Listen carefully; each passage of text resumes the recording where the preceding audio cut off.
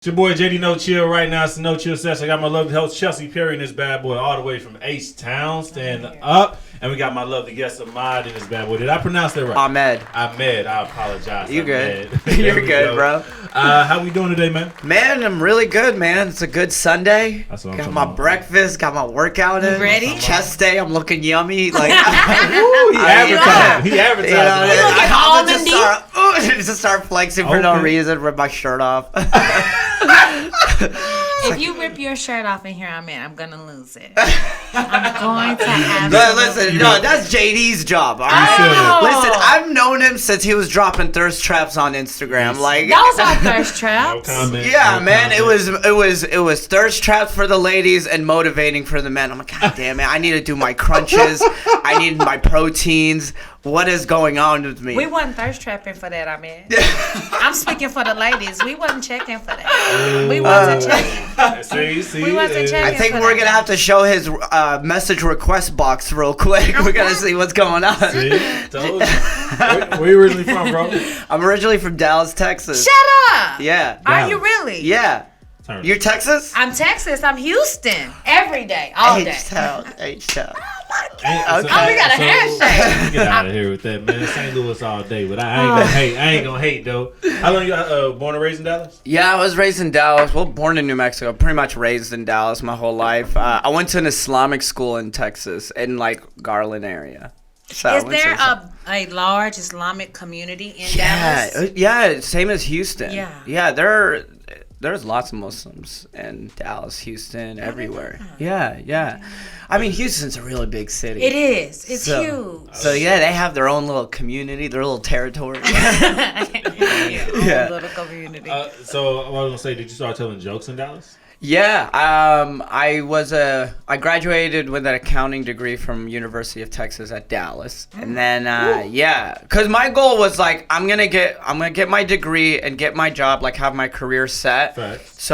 So I have income and everything, and to where I could just do comedy at night, because accounting's a daytime thing, comedy's a nighttime You was thing. already hustling. You got no kids now. I was already hustling. I was doing a little some comedy stuff a little bit in college, but as soon as I graduated, I started at Dallas Comedy House. I was doing improv and sketch, and then I got into stand-up, and I've just been doing lots So of that. you knew from the beginning though, that you wanted to do comedy. Yeah, since I was since I was a kid, but when I was 18, I was like, or 17 years old when we were coming to getting degrees and stuff, I was like, I know I can't make money from like a theater degree or anything, so I was like, I'm just gonna I just Googled best degrees to get a job with. Accounting came up. I swear to God. So I got an accounting degree, started my job, and then I was like, all right, let's start. So was this to please your parents? Did you want to go to school for your parents or for you? Accounting is actually my true passion, but my immigrant parents are forcing me to be a comedian, actually. Really? No, I'm just kidding. You're just the opposite. You're just the opposite. It's never like I just mess with you guys. Eyebrow went up. I'm like, bullshit. It's never the opposite. I was just lying through my teeth. That's all. Okay. No, it was not like, I guess to please my parents, but since I was a kid, like my parents, it's 6 kids, and like my other brothers were already getting into trouble, but for me was as long as I had good grades, they didn't say anything. So my mentality, I think that's just life in general. If you have your shit together, you could do whatever you want. Fact. Seriously, it's like I'm having fun, I'm doing my thing, but I get the job done. I'm organized. I got my stuff going. that makes sense. So is that your support system? Your family? yeah. Okay. My family, like financially? Nah, I would say financially. I mean, you in LA. If they is supporting, that's great. I wish. No. Your dream. Since you've been out here, how long you been out here? I've been here 2.5 years now. September 2018, I moved here. Yeah. So yeah. How did they feel about the move when you told them? I mean, they were just scared. It's like, hey, it's our son. Like he's going to LA, but I mean, they're supportive. Do they think you're funny? I have no idea. Shut my up. My brothers and sisters love my stand-up. Okay. When I go to Dallas, they watch my shows. They love my stuff. My parents, I'm not sure yet. I was gonna say they would have to accept that their son telling jokes. As to somebody else saying the vulgar stuff. I think that's really what it is. That's what it is. Yeah.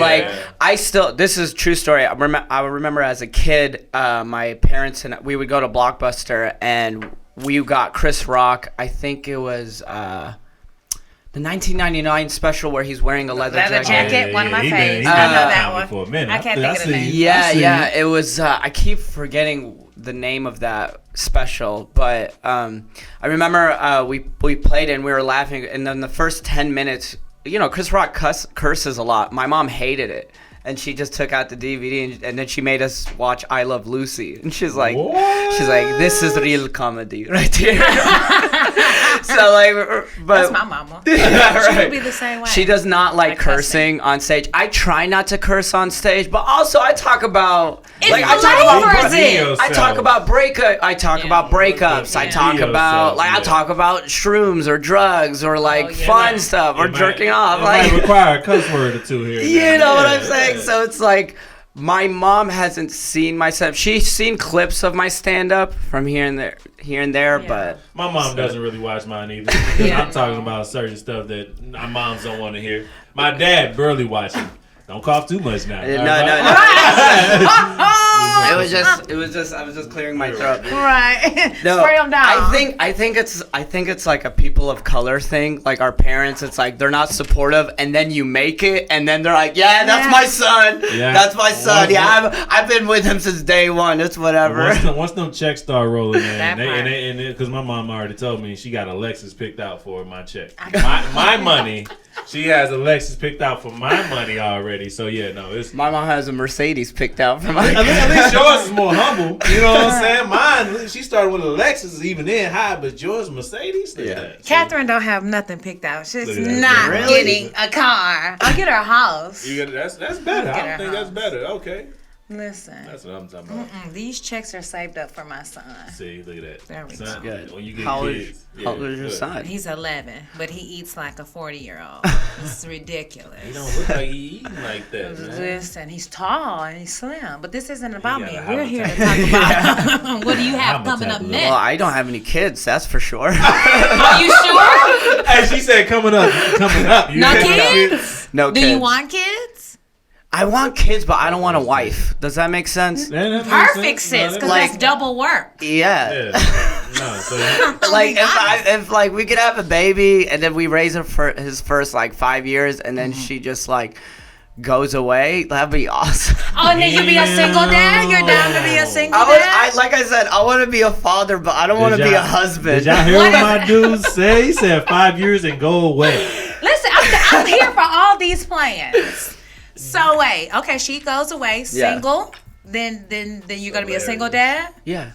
Okay, so I'll be the best father. And you saying she go away, she can go. You can just get a surrogate. Yeah, I might just do that. Yeah, I don't see anything wrong with this because I would rather you know this than go into something and be a shitty husband. No, and I appreciate your honesty though. I do not lie. I appreciate it. I'm always 100% people who say clear they with my don't lie communication. normally lie all the time. No, that I really don't. Theory, I swear. That is your theory. All right, you know. She's experienced people who say I don't lie. Because then who hurt you? Who hurt you? Name it. Let's name drop today at the Glow House Studios. Yeah, get it off your chest. Because it's just like if you say you a real nigga, you don't have to say you a real nigga. If you a real nigga, you just be that. But so if you're not a liar, you don't have to say. Okay. I'm not a liar. Noted. But I just had to I know you tell the truth all the So time. you've been living your truth, obviously. There you go. That's what we're gonna call it. You've been living your truth. I don't play games. I am too busy in life. I'm not trying to play games. I feel that. With the moment a girl or someone's trying to play games with me, I immediately cut it off. Yeah. I'm not. And also, I went through a breakup in September. Mm-hmm. After that, I cut off all communications. And it's not because I hate the person. It's just chapter's done. If I'm trying to communicate with my ex, that's games. What are you trying to do? The relationship's over. Ooh, that's the way I view it. Done. Because there's so many times where I have friends who go through a breakup and they're like, yeah, I'm talking to my ex, or they go back to their house and hook up and stuff. Oh, yeah, guys, you guys are just cut it off. Yeah, it's a breakup. Go. Now you're just playing yourself, playing them, and you're wasting just time. Yeah, wasting time. Time is valuable. Time is so valuable. That's a jewel. You know, I'll accept I that. got accounting to do. I got stand up to do. I got TikToks to make. and no, but at this point, I don't like making them, but they are. That's the game. Like, we live in an age where back then you have to just be a good stand up comedian, and then hopefully the gatekeepers see it and all that stuff. Now it's a different game. Yes, there's no gatekeepers, and you build your own audience, but this means you have to have a social media presence and consistency. You got to put in the work. You got to build your audience, and that's how the game goes. And you got to love it. What's your audience? I'm still figuring it out. Okay. I was looking at my stats on TikTok. And I have a lot of Malaysian audience. I don't know why. But they're big. Supposedly you get more support from outside. Yeah, you get a lot of international on TikTok. Yeah. Okay. A lot of people in the UK follow me, Canadians. And the ages, I want to say, like, obviously it's TikTok, so a lot of younger, but a lot of middle-aged moms. Because they're monitoring what their kids are doing, so they end up being honest. You might as well get those. Exactly. Get you a mature woman. And my Instagram. You don't have time. Actually, my ex-girlfriend was 10 years older than me. See? Really? Yeah. Anyway, he want them to go away anyway. So you like that cougar vibe? I guess. Yeah. I like the person. Okay. She was a good person. The age didn't really. She Why was did mature. You guys break up? Because I'm a Gemini and I get bored easily. I'm just kidding. No, he was. I'm just kidding. Get ass serious. I'm just kidding. I'm just kidding. Listen, because that's the fact. I'm being silly. No, it was just. I didn't see a future. Okay. So I told her. But you don't want to get married. But like I said, exactly. So I didn't see a future with her. Okay. I would rather break up the relationship now than later than drag it on. So I cut it now. Like I said, I don't play games. Yeah, so you just go in and just say on a Tuesday, hey, this has been great. I've enjoyed you. Damn, like a job. I've got your stuff in a box. I gave her my 2 weeks notice. I wish you will. Continue to follow me on TikTok. Ahmed loves bread. What's up? What's going on? How do you end it when the person's done nothing wrong? There's nothing she didn't do anything wrong. I didn't do anything wrong either, but it was just you have to address what you're feeling. It's a feeling. It's a like I said, I'm not playing games. I got to be honest with myself and her. So I'm not going to waste her time. I told her I don't see a future with her. I think it's best if we break it off now than rather drag it. Just like that? No, that night I didn't hit it. You full of shit. I swear to God. Not that night. I jerked off like a gentleman. You hit it. And now you come and say, you know what? I've experienced it. Not really what I'm looking for. It was my first, to be honest, it was my first relationship. Really? In life? Yeah. She was my first relationship. And I did it because I've never been in a long-term relationship. It was only 9 months. But it was, is that long-term? Kinda. This guy's hilarious, yo. I know. That's not long-term. That's why you invited me. Next time you gotta check out his Instagram when we tag it below. Make sure y'all check out his TikTok as well. This is funny as hell. But no, I would say that's long-term. 9 months? It's not. That's a long investment for me. Hold on. Same. How do you? How do you? I'm 27. 27. Okay. Well, even then, he ain't wasting nobody's time. Right. Yeah, man. No. 9 months is a lot of time to figure out whether this is that. Also, a year or two is too. Yeah. And like I said, she was 10 years older. Obviously, we wanted different things. So, like I said, we're at the breakup now. Then. How did she take it? I mean, she was sad. I'm awesome. Like, I mean. I just love when I love when I say something cocky. Her face is like the problem with relationships these days. It's like people are just too afraid of being honest with themselves. It's like you gotta be a man or be a, no, you know what? Not be a man. I'm not gonna do gender neutral. Look at that. He said, let me I know, I'm woke as fuck. No, it's just be a human being, and it's like just put your anxiety to the side. You gotta sit him down, be like, I don't want to be with you. Yeah. You gotta be honest, and it's gonna be hard. But after you're done, you're gonna feel lighter. Yeah. You know. I know. Because you're gonna drag it on for so long, and that's just gonna hurt you and and her, you know what? whatever the person you're with, I don't know.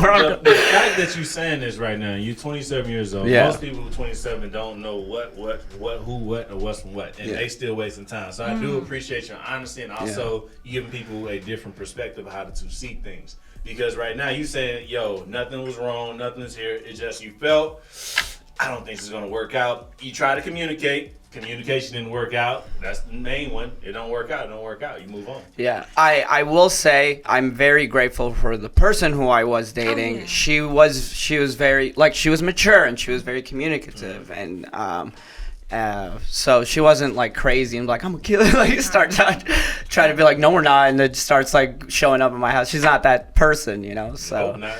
I hope not either. Give it time. I know she's right here. Like, oh my God! Blow your car up like that girl. Yeah, right. I can. So with someone who has just in the 5-10 minutes we've been here, your energy is amazing. You have a mature yet funny outlook on life. How do you deal with the obstacles in the business? Facts. And then what are obstacles that Ahmed has that you have overcome? Since you've been here, you know what? Yeah, I have a good example. So, okay, so during I was doing well before the pandemic, doing stand up, doing all that stuff.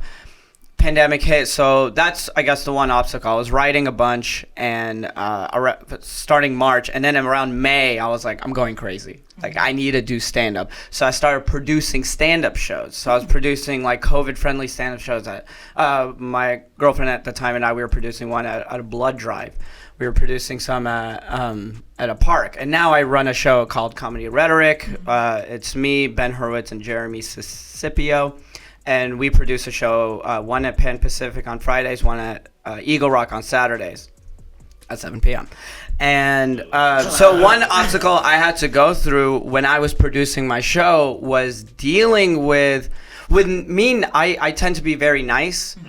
And I try to give, and I truly do, I want to give all the comedians opportunities, right? But some comedians, like first, I was giving all these comedians opportunities, and they were just making my show bad because they weren't good, you know? Or I'm dealing with ego comics who oh, just because you got a blue check mark doesn't mean you could just show up whenever you can, and then just I'm gonna throw you up whenever. No, you got to show up to my show on time. Like, it helped me build a backbone to just knowing who I am as a person and as a comedian, learning the business side of just comedy and putting value to my show. Because in the beginning, I wasn't selling tickets, you know, and it was a free show, so people looked at it as a free show. Then I started putting ticket prices, and I was like, it's this much. Like, you got to pay $25. If you want a code, it's $15. It put value to my show. People started showing up, right? I tell comics who I book, and if I think they're funny, you know, if I don't think they're funny, I've been telling comics, I'm like, I'm going to be honest with you. I really want to put you on, but I don't think you're ready for it yet. Woo! I swear to God. But that's the thing. It's putting value to the show. They can't just come here and try to be all silly, whatever. I want a coherent, good 10 minutes set. You know, so it's putting, and it's not being an asshole, it's not being mean, it's really just being honest with yourself and being really what you want, so they know what you want and they step it up. I feel like it would only be and you've produced shows as well. I've been on JD. It would only be a disservice to yourself and that person for you to, I would never think that you would put someone on who you did not personally think is funny. I agree. If you did, you're going to start them first. You're not exactly. You already know. But even then, it's like, why? Because a comedy is subjective, yes? No, it is. So what you may think is funny and what you may think is funny is different. So there's that level for that. Don't get me wrong. But there's a universal of funny is funny. And right, and then trash is trash. Yes. For sure. Okay, but then again, we're comedians. Right. We know funny. I could see a comedian doing, like, killing on stage, but they're a hack. And we know all the tricks they're doing. Yeah. You know, even though the audience is like, man, this is great, but we're like, man, he's just bringing up race, or he's bringing up this joke that every other comedian has this joke, or anything like that. And it's not, you are right, like, whether this comedian, but also, like, it's, in the end, it's my show. That part. If I think they're funny, I want them on my show. If you don't, you're not going to put them on. Yeah. And if you don't like that, there's plenty of other people producing shows you can go find out. And to be honest, and to be, like, 100% was, the past shows I've been having, every comic has a good set. It's because I chose them. I handpicked these comics, and everyone, those shows, everyone's having a good time. Yes. Every comic is having a good set. Okay. So it's like that's good. That's raising the bar too. Sometimes you gotta raise the bar. Like you said, when people see, oh, this person's on the bill and this person's, then I've got to bring my A game. Which I feel like with comedians, though, sometimes we're so in our mind and so in our head. You should always be thinking that, but when you see it lined up, like you said, it's like, oh, okay. Mm-hmm. All right. Well, I'm gonna ask you, man. So we closing out, man. What is next for you, my guy? What's next for you? Well, now that things are opening up, the baby. The baby. You said baby? No, not yet. No, that's what's next. No, I'm gonna find some a couple sugar babies first, okay, and then you know what I'm saying. Yeah. We'll talk later. Oh my God. Anyways, I'm still, like I said, I've been doing a lot of TikTok stuff. I'm still trying to create more content, trying to build my audience. I'm gonna try to do some more road stuff. Next week I'll be in San Francisco. I'm doing a weekend there, doing a couple spots there. And I'll be in Dallas in May doing some shows there too. Okay. Just out here, just doing the same thing, you know, just staying consistent and be funny. Be back working for sure. Yeah, funny first. I like that. Yeah. All right, y'all, it's your boy JD No Chill, man. We had our lovely guests here, man. Our lovely host right now. They both ironically from H-Town, man. No. I'm sorry. Ahmed is from Dallas. Your co-host is from Houston. They from Texas. Yes, Texas is in the building. It's different. They both from Texas. I'm just from the Midwest. I'm about to get robbed on a shot when I leave here. Okay, we up out of this bad boy in one.